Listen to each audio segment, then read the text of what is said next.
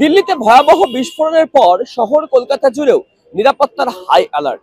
নবান্নের তরফ থেকে একাধিক ইনস্ট্রাকশন দেওয়া হয়েছে কলকাতা পুলিশকে বলে লালবাজার সূত্রে জানা যাচ্ছে। আর সেই বিস্ফোরণের ঘটনার পর শহর জুড়ে একাধিক জায়গায় পুলিশের তল্লাশি, রাতভর নাকা তল্লাশি করা হচ্ছে বিভিন্ন গুরুত্বপূর্ণ জায়গায়।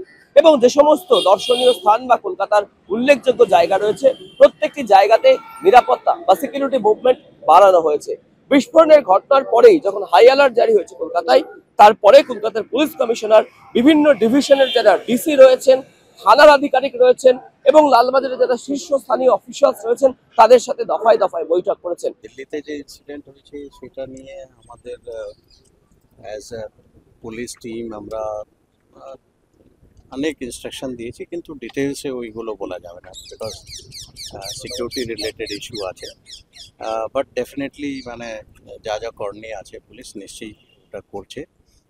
গতকালও আমরা একটা মিটিং করলাম, আজকে আবার একটা মিটিং, তো ডিটেল ইনস্ট্রাকশন ওই নিয়ে বলা হয়েছে so that security is not compromised. এবং সেই বৈঠক থেকে বেশ কিছু ইনস্ট্রাকশন দেওয়া হয়েছে পুলিশকে। গুরুত্বপূর্ণ জায়গা বিভিন্ন চেকপোস্টে যেমন চেকিং করতে বলা হয়েছে, ঠিক একইভাবে সিসিটিভি ক্যামেরার ক্লোজ মনিটরিং কিন্তু চালানো হচ্ছে লালবাজারের তরফ থেকে দিল্লি বিস্ফোরণের ঘটনার পরেই। সব মিলিয়ে দেশের গুরুত্বপূর্ণ শহর এই শহর কলকাতাও, সেই শহর কলকাতাতেও কিন্তু নিরাপত্তার আঁটোসাঁটো ছবিও দেখা যাচ্ছে বিভিন্ন জায়গায়।